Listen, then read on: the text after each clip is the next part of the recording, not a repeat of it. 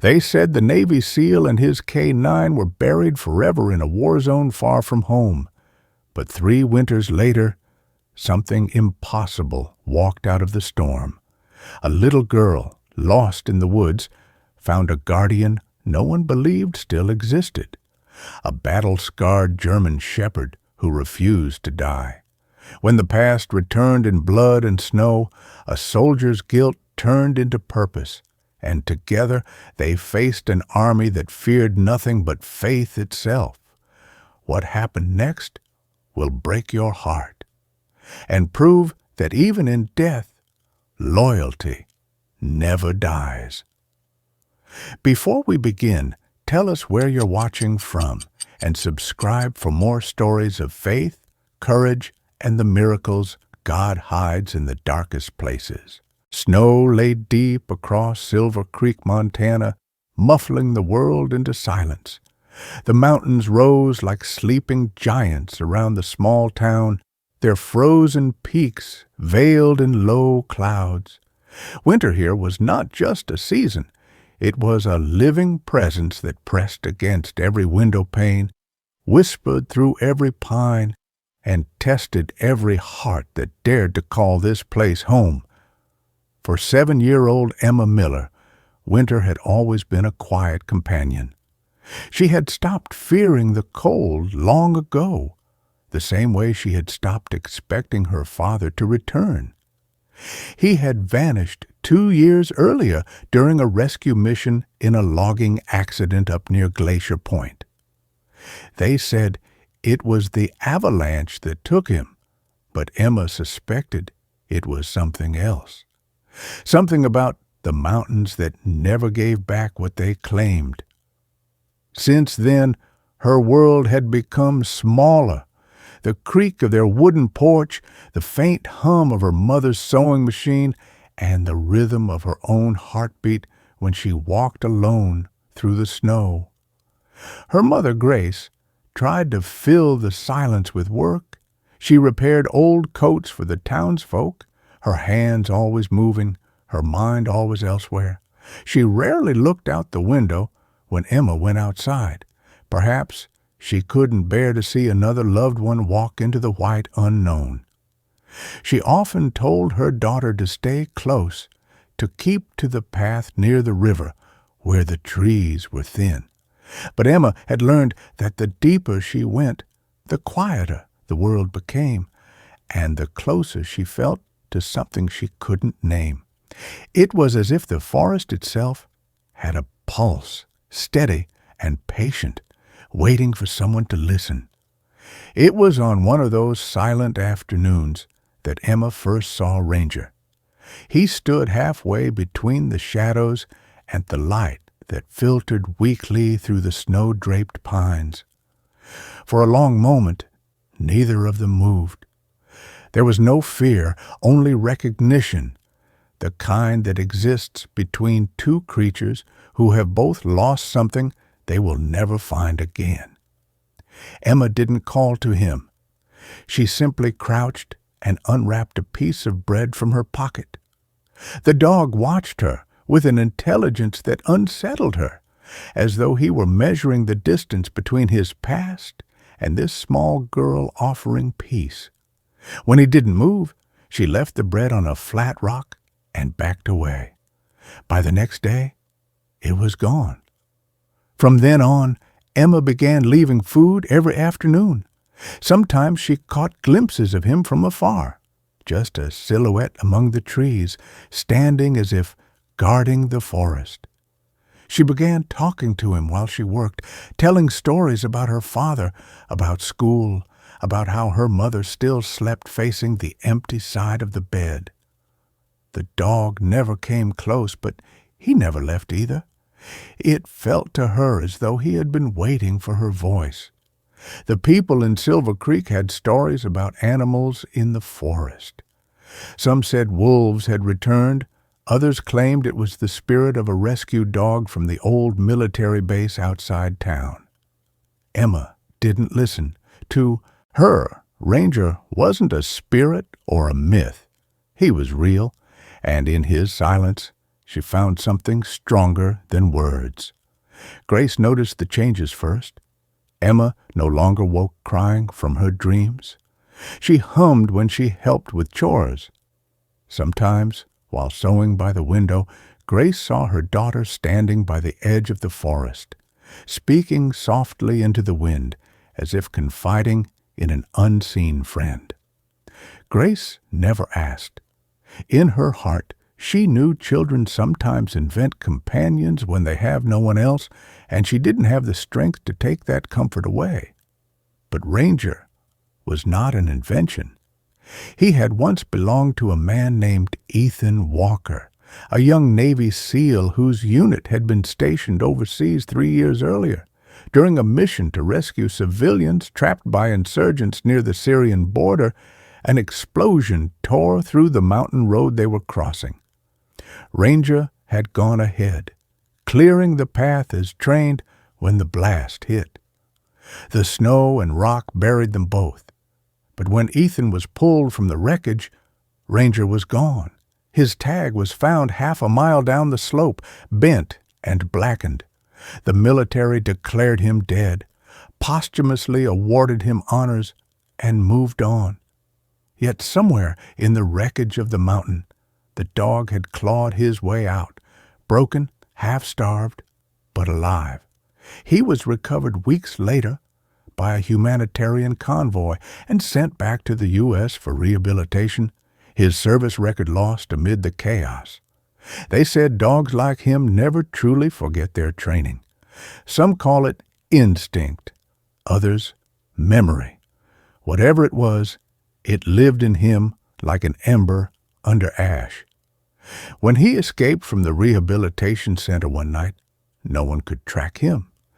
For months, he moved north, through wilderness and snow, following something that was neither scent nor sound, a pull toward the mountains.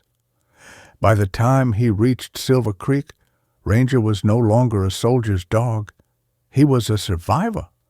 Yet when he saw Emma for the first time, something in him stirred, a recognition as ancient as loyalty. She had her father's steadiness in her eyes, the same quiet courage he'd seen once before in the man who had given him every command. Perhaps that was why Ranger stayed. Perhaps, in some unspoken way, he believed his mission wasn't over. Days passed. Winter deepened. The people of Silver Creek stopped noticing the girl who walked into the forest each afternoon. But for Emma, that hidden clearing became her sanctuary. She would sit on a fallen tree, talk to Ranger, and sometimes draw him in her notebook. Her voice softened the air. Her laughter, rare and fragile, melted into the wind. For the first time since her father's death, she wasn't afraid of tomorrow. One evening, as dusk settled and the forest turned blue with shadow, Emma lingered longer than usual. The air was sharper, the quiet heavier. She glanced toward the trees and thought she saw movement, a flicker of darkness beyond Ranger's shape. He lifted his head, ears pricked, body tense. Emma didn't understand, but she felt the change, the tremor that passed through the clearing like a warning. Ranger growled low, not at her, but at whatever the forest was hiding. Emma whispered his name, confused. The wind carried her voice into the trees and brought back only silence. That night, Grace sat by the fire, sewing a torn jacket, waiting for the familiar creak of the porch. When the clock struck 8 and Emma still hadn't returned, she rose, heart pounding. Outside, the snow had begun to fall again, thick and soundless. She called out her daughter's name into the white darkness, and somewhere deep in the forest a single bark echoed in reply. The mountains of Silver Creek held their breath as if something old had just awakened beneath the snow. The storm had rolled in early that morning, heavy and restless, the kind that made even the pines groan under its weight. By dusk, the town of Silver Creek had sealed its doors, smoke curling from chimneys while the wind clawed at rooftops.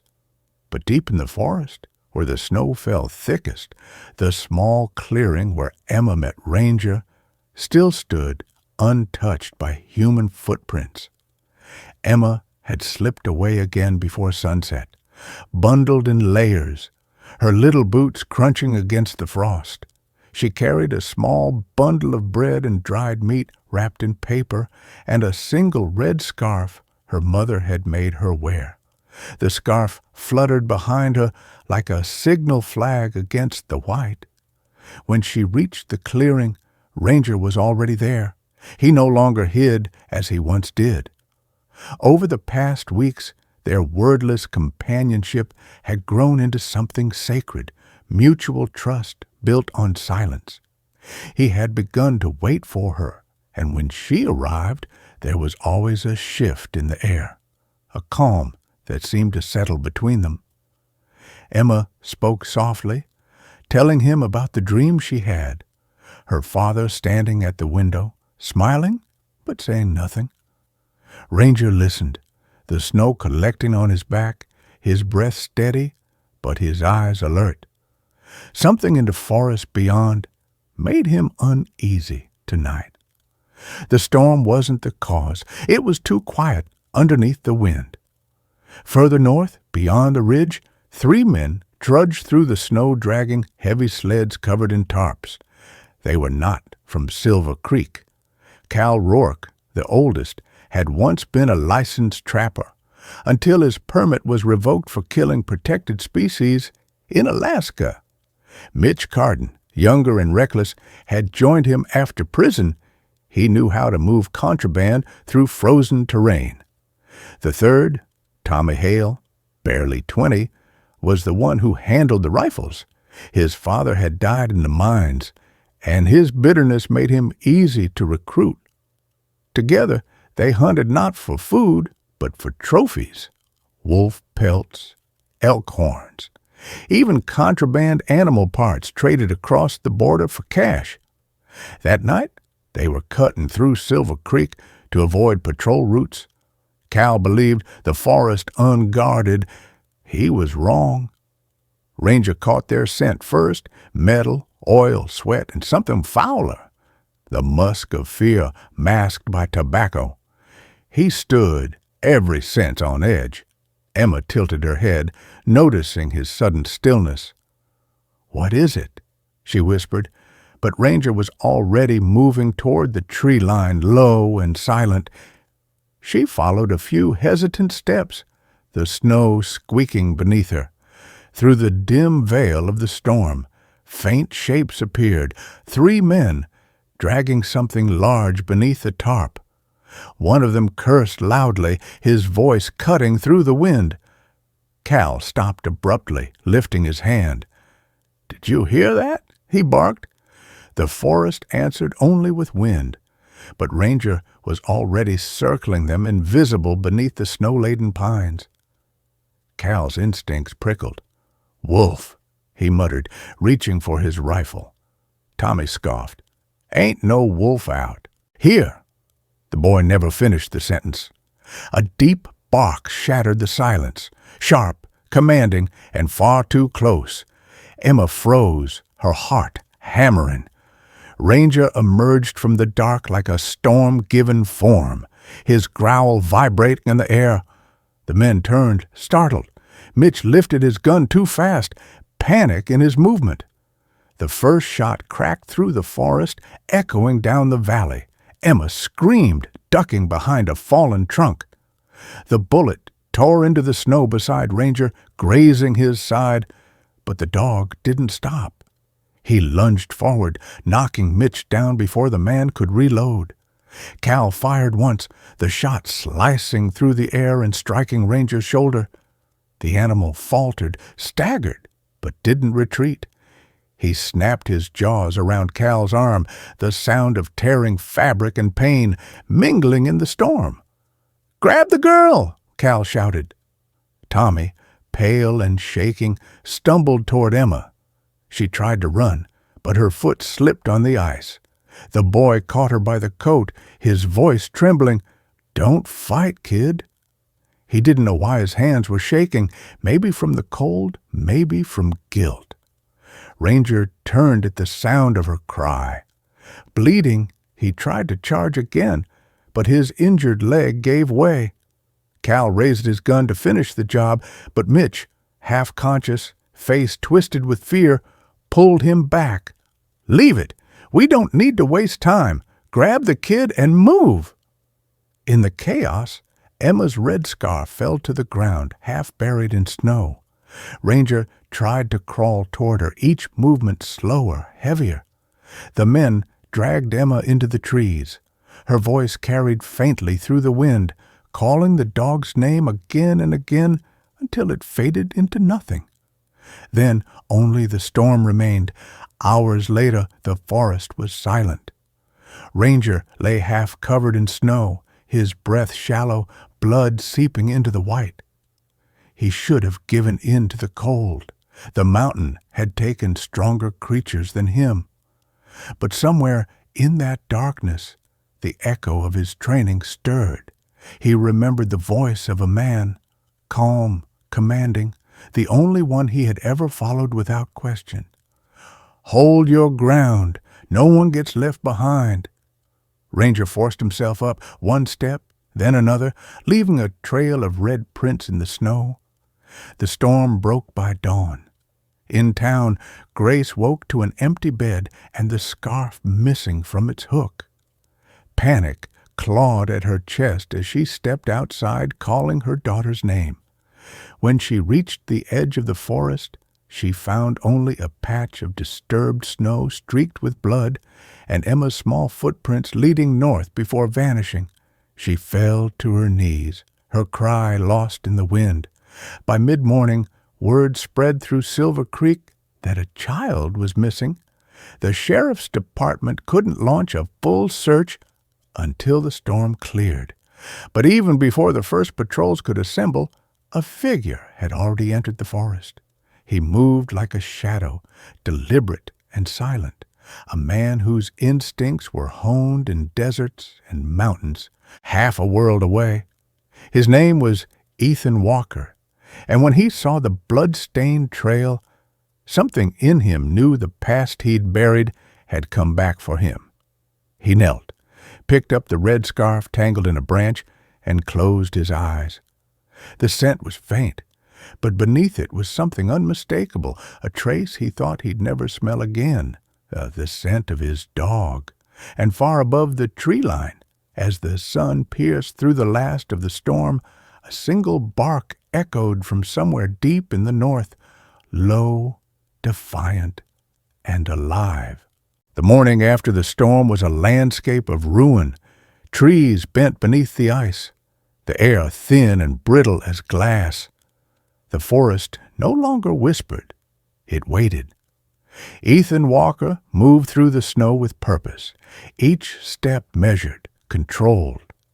Years of training had taught him to read ground the way others read faces, and what he saw here spoke of violence, uneven footprints, signs of dragging, a spatter of blood half buried by fresh snow.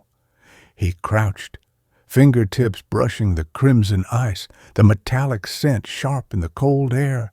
It wasn't human. He closed his eyes for a heartbeat and whispered, "You're still alive." Ranger's trail was erratic but determined, marked by struggle and will. Ethan followed the blood north, deeper into the timberline, where the terrain steepened and shadows lengthened. The mountains had always been brutal teachers, but he trusted them. They had raised him once through cold exhaustion and silence, and now they would bring him to her. As he moved, fragments of the past crept in, the desert, the sandstorms, the explosion that had buried him alive with his dog. He remembered clawing upward through rubble, calling Ranger's name until his voice broke, the silence that answered like a grave. By noon, he reached a narrow pass where the snow thinned under the trees. Here, the trail changed. Lighter prints, smaller. Emma's. They had crossed paths, girl and dog, moving toward the northern slope. But alongside them were boot tracks, heavier, purposeful. He scanned the distance, eyes narrowing at the faint curl of smoke against the pale sky. Somewhere beyond that ridge, the men who had taken her were waiting. He descended carefully, the scent of burning oil guiding him. Half an hour later, he found their camp. 3 tents, 1 fire pit, and a truck half buried in snow. He studied the perimeter through binoculars. 2 men moving, 1 inside a tent. The youngest, Tommy, paced nervously, his movements jerky and uncertain. Ethan noted his hesitation, the mark of someone new to violence. The older man, Cal, sat sharpening a knife by the fire, calm and methodical. He moved with the assurance of a predator who had survived too many hunts. The third man, Mitch, was nowhere to be seen. Ethan's eyes shifted to a small structure beside the fire, a makeshift cage built from fencing wire and wood. Inside, a faint movement. A child, bound and cold, her face turned away from the light. Emma. She was alive. He exhaled slowly, pulling the rifle from his shoulder. His training demanded patience, precision. But the pulse pounding in his ears reminded him he wasn't on a battlefield. He was standing in front of a life he could still save. Before he could act, the sound of snow crunching behind him made him spin, gun raised. A shadow stepped from the trees. For a moment, he froze. Then the shape moved into the light. A dog, limping, but defiant. Ranger. His fur was matted with blood, but his gaze was steady, unyielding. Ethan lowered his weapon, his throat tightening. "You found her, didn't you?" he murmured. Ranger took a single step forward and gave a low, deliberate growl, not at Ethan, but toward the camp below. The message was clear. The hunt wasn't over. They waited for dusk. When the sun dipped behind the ridge, Ethan crawled through the snow line, Ranger flanking him in silence. He studied the camp again. Cal still by the fire, Tommy bringing more wood, the third man still missing. Timing would be everything. Ethan motioned to Ranger with a simple hand signal, one they hadn't used since the war. Flank, distract, hold. The dog's ears flicked once in acknowledgement. The plan unfolded in seconds. Ranger slipped down the slope, a ghost in the snow, while Ethan crept closer through the shadows. Then came the first growl, low, guttural, and close. Cal looked up, eyes narrowing. The growl turned into a bark that echoed through the trees. Cal cursed, grabbed his rifle, and moved toward the sound. Tommy followed reluctantly, his breath fogging in the air. That left the tent unguarded. Ethan moved.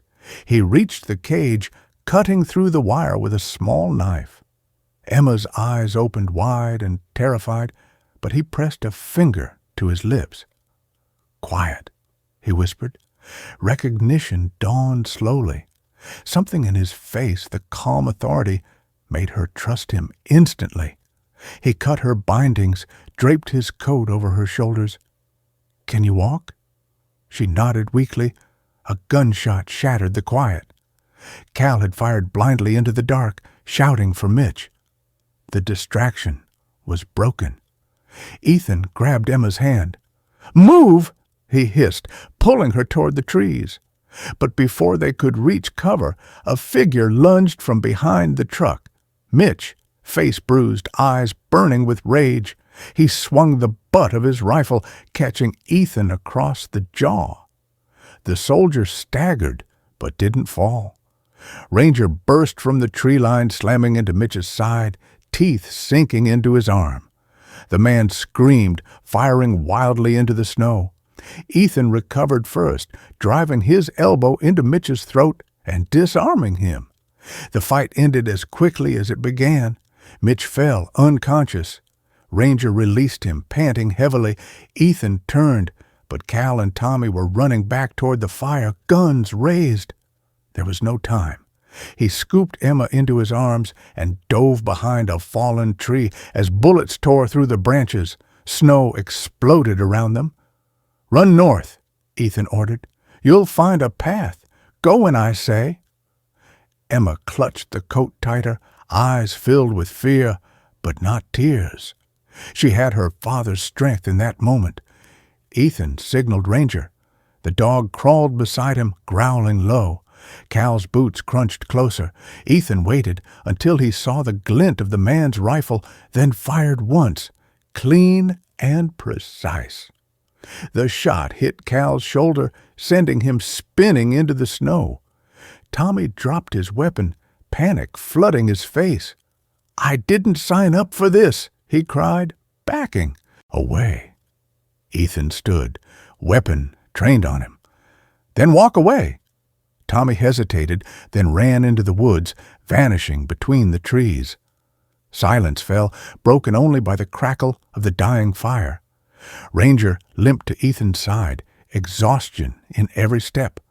"We're not done yet," Ethan said softly, looking down at Cal, who clutched his wound but smiled faintly, teeth red with blood. "You think this ends here?" Cal rasped. "You don't even know who you're dealing with." His gaze flicked toward the northern mountains. "You'll never reach her without going through them." Ethan frowned. "Her?" Cal laughed weakly. "The one who pays us. The one who wanted the girl. You're late to the game, soldier." Ethan's grip on his rifle tightened. Before he could press further, the sound of distant engines rumbled through the valley. More men. He looked north. The ridge loomed against the fading sky, and beyond it, darkness waited. He turned to Emma. "We have to move." He lifted her onto his back, motioned to Ranger, and together they vanished into the forest, leaving behind the flicker of firelight and the man who wouldn't live to see morning. As they disappeared into the shadows, a new light appeared far up the mountainside, brief, bright, and unnatural, like a flare. Somewhere ahead, another force had just been alerted. Night fell quickly on the ridge, swallowing what little warmth the storm had spared. The forest had grown thinner, giving way to jagged rock and sheer cliffs that carved black silhouettes against the fading light. Ethan led the way through the winding path, Emma clinging to his back, her breath trembling against his shoulder. Ranger limped beside them, each step heavy but deliberate. The blood on his flank had frozen into the fur, yet his eyes burned with the same alert focus that had once guided him through battlefields. Ethan stopped only once, listening to the wind that funneled through the valley. It carried the distant hum of engines, maybe snowmobiles, maybe trucks. Whoever was behind this was closing in. By dawn, they reached the outskirts of an abandoned mining settlement. The signs were nearly erased by time, rusted rails, collapsed cabins, and a gaping tunnel mouth half buried in snow. Emma stirred weakly, whispering, "Where are we?" Ethan glanced toward the opening. "Raven Hollow," he said. The name had lived in his memory since Cal's dying words. Whatever waited inside, it wasn't coincidence. He built a small fire in the shell of an old cabin, enough to warm Emma's hands, and checked Ranger's wound. The bullet had grazed but not lodged. Infection was the real threat now. Ranger's breathing was shallow but steady. He refused to rest, eyes constantly fixed on the tunnel, as if he knew something waited within. As Ethan prepared to move, a voice called from outside the cabin, "Don't shoot! I'm not with them!" Ethan's hand went to his pistol, instantly, eyes narrowing. A young man stepped into the doorway. Tommy Hale, the runaway from Cal's crew. His face was pale with exhaustion, snow clinging to his clothes. He raised his empty hands. "I left them. They're dead, or close to it. But there's more coming. You don't understand what you're up against." Ethan said nothing, just watched. Tommy took a hesitant step closer. "They weren't working for themselves. There's a woman. They called her the broker. She runs everything from the border to the mountains. Smuggles anything, guns, ivory, people. The girl's worth something to her.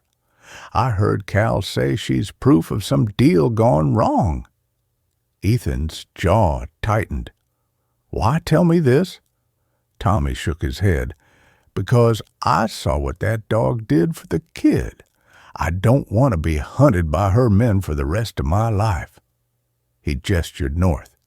"She's got a base through that tunnel. Old shafts lead into a valley beyond. That's where she keeps her shipments before they move out. You'll find her there, but she'll be expecting you." Before Ethan could answer, a sound cut through the air, a distant metallic clatter echoing from deep within the mine. Ranger lifted his head, ears pricking, growl low and restrained. Ethan stood, scanning the darkness. "How many entrances?" he asked. Tommy swallowed. "One that way, 2 exits through, the lower quarry. But you can't go in blind. She's got mercs guarding it." "Then we even the odds," Ethan said. He handed Emma his jacket. "Stay here with Ranger." But the dog growled, refusing to be left behind. Ethan met his gaze and sighed. "All right, we go together one last time." The 3 men advanced into Raven Hollow, flashlights cutting narrow paths through the dark. The tunnel walls closed in, heavy with damp air and the smell of oil. Old rail tracks ran beneath their boots. Ethan moved silently, signaling Tommy to keep close. Deeper in, voices emerged, 2 guards talking near a generator. Ethan gestured. Ranger crouched low. In a breath, the soldier and the dog moved as one, Ethan striking first, silent and precise, Ranger lunging to drag the second man down before he could shout. The noise ended as quickly as it began. Tommy stared, shaken. "You trained him to do that?" Ethan didn't look back. "He trained me to trust." They pressed on until the tunnel widened into an underground depot lit by hanging bulbs. Crates were stacked along the walls, marked with foreign stamps and serial codes. At the far end, a steel door glowed faintly from the inside. Through the small window, Ethan saw movement. 5, maybe 6 figures, one of them a woman standing by a map table. Her presence commanded the room without a word. Even from this distance he could sense control in every gesture. The broker. Ethan turned to Tommy. "You said there were 2 exits?" Tommy nodded nervously. "One through the ventilation shaft behind the generator. Small, but maybe big enough for her to escape if she knows you're here." Ethan glanced at Ranger. "Then we make sure she doesn't." He motioned the dog to stay hidden near the crates. Then, quietly, he slipped around the room's perimeter, planting small explosive charges from the packs left by the smugglers. The detonators clicked softly under his thumb. The plan was simple: flush them out, disable, extract Emma's safety by cutting the head off the snake. But before he could finish setting the last charge, the steel door hissed open. The broker stepped out, flanked by 2 guards. Her voice was calm, cold, practiced. "You've made quite a mess, Mr. Walker." Ethan froze, realizing she'd been expecting him. "Your service record wasn't easy to track, but I admire persistence. That dog of yours was supposed to die overseas, yet here he is ruining a perfectly good business arrangement." Her eyes flicked to Ranger's hiding place. "Come out, soldier." Ranger stepped forward, growling low, the sound filling the chamber. The woman smiled faintly. "Still loyal. It's almost tragic." She nodded to her guards. "Take the girl when they surface. I want leverage." The order snapped something in Ethan. He fired first, dropping one guard before the second could react. Ranger leapt at the other, both crashing into the steel door. Bullets ricocheted, sparks flying. Tommy ducked for cover, shouting, "We need to go!" Ethan grabbed the detonator and hit the trigger. The first explosion tore through the side tunnel, collapsing part of the shaft. Smoke filled the depot. "Move!" he yelled. Ranger limped beside him, barking fiercely as they raced toward the exit. Behind them, flames crawled along the crates, devouring everything. The broker's voice echoed faintly through the roar. "You can't run forever, Walker. You'll bring her right to me." They burst out into the cold daylight, choking on ash and smoke. The mountain trembled as a second explosion shook the ground, sealing the entrance behind them. Ethan dropped to one knee, gasping as Ranger pressed against him, trembling but alive. Emma ran toward them from the cabin, tears streaming down her face. He caught her in his arms, holding her close, but his eyes never left the mountain. The wind carried a distant rumble. Engines again? Closer this time? Tommy stared north, pale. "She's not dead. That was just her supply line. She'll regroup." Ethan looked at him, the soldier's calm settling over his features once more. "Then we finish it before she does." He stood, loading a fresh magazine, eyes fixed on the horizon where the peaks met the clouds. Ranger gave a soft, tired bark beside him, as if agreeing to a promise they both understood. Far off, a faint helicopter silhouette appeared against the dawn sky, circling above the mountains. The snow had stopped by morning, leaving the forest in an eerie, motionless calm. Smoke from the collapsed mine still drifted over the peaks like bruised clouds. Ethan stood at the edge of a frozen ridge, scanning the horizon where the sound of rotor blades thumped faintly against the wind. The broker had survived. He could feel it. She would come for them, not out of vengeance, but because she never left loose ends. Behind him, Emma sat wrapped in a blanket near the remnants of their fire, whispering softly to Ranger, who lay beside her, his breathing shallow. The dog's wound had worsened through the night, yet his eyes remained open, watching Ethan with that same unbreakable resolve, as if still guarding his post. Tommy returned from the slope carrying an old radio, scavenged from one of the mining cabins. "Still dead," he said, tapping it in frustration. "Signals fried all over the ridge, but I think I saw movement down in the valley. Black trucks, military kind?" Ethan looked up sharply. "Not military," he said, his voice low. "Private, hers." They couldn't stay. The storm had stripped the forest bare of cover, and the open ridges offered no escape. Ethan studied the terrain below. The only route leading back to Silver Creek cut through a narrow canyon flanked by cliffs. If the broker wanted to intercept them, that's where she'd strike. He turned to Tommy. "Get Emma ready. We move now." The journey down was brutal. The snow had hardened into a slick crust that cracked underfoot, echoing in the still air. Ranger followed, limping but refusing to be carried. Each time he stumbled, Ethan reached out, steadying him, his hand brushing the dog's fur like a silent vow. They reached the canyon just as the first black helicopter appeared overhead, its searchlight slicing through the pale morning haze. Ethan shoved Emma and Tommy into the cover of a rock outcrop. "Stay down," he hissed. The chopper hovered, wind whipping the snow into a blinding whirl. Over the noise, a voice boomed through a loudspeaker, calm, commanding, unmistakable. "Ethan Walker, you have something that belongs to me. Surrender the girl, and no one else has to die." Ethan clenched his jaw.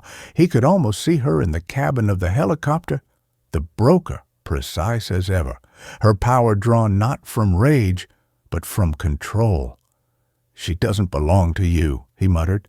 Ranger barked once, short and sharp, as if answering. Ethan glanced down at Emma, her small face pale but determined. She whispered, "She's lying, isn't she?" He nodded. "Always." Gunfire shattered the moment.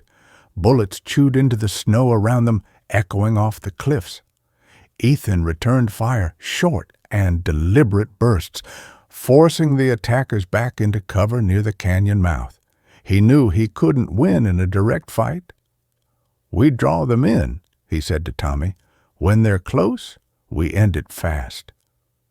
Tommy's face was tight with fear, but he nodded, gripping his rifle. The first wave came quickly, mercenaries in dark winter gear moving with military precision. Ranger staggered forward, growling deep in his chest. Ethan gave a signal. "Hold until they breach the rocks." The attackers fanned out, one climbing the ridge to flank them. Ranger lunged before Ethan could react, his movement a blur of instinct. He intercepted the man mid-climb, dragging him down into the snow. The Merc's rifle discharged once before Ranger silenced him, but the effort cost him. Ethan saw the blood darkening the snow where the dog had landed. "Ranger!" Ethan shouted, moving to pull him back. More gunfire erupted, forcing him to drop flat. The sound of a grenade clinking against rock made his stomach twist. "Down!" he roared, throwing himself over Emma. The explosion tore through the canyon mouth, sending a shock wave of snow and debris skyward. When the dust settled, Ethan's ears rang, but he could still hear the low growl, the sound of Ranger struggling to his feet. Through the haze, the broker's helicopter descended, its landing skids biting into the snow. She stepped out with quiet precision, flanked by 2 guards. Her voice carried easily over the wind.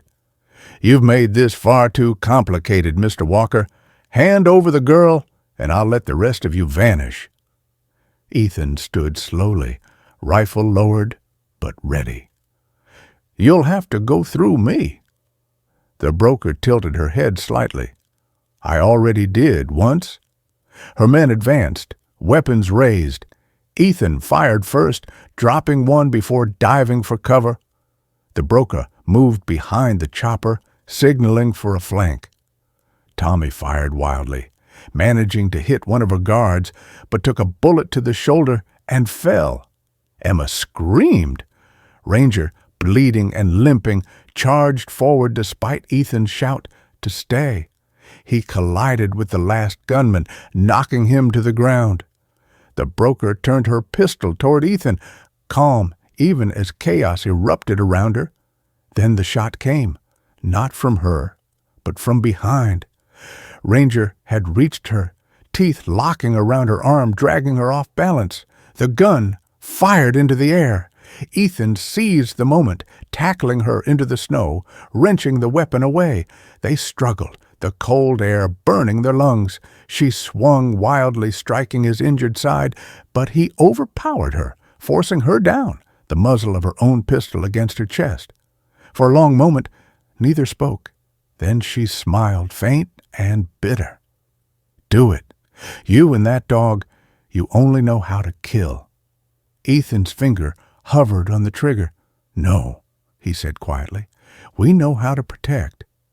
He turned the gun, firing into the snow beside her head. "You're done." Before she could respond, the rhythmic whine of engines grew louder. A second helicopter, this one bearing the insignia of federal agents. The broker froze. FBI, she hissed. The aircraft landed as armed agents poured out, shouting commands. Hands where we can see them. Ethan stepped back, hands raised. The broker tried to stand, but 2 agents tackled her down, cuffing her as she spat curses into the snow. An older man in a heavy coat approached Ethan, his badge flashing.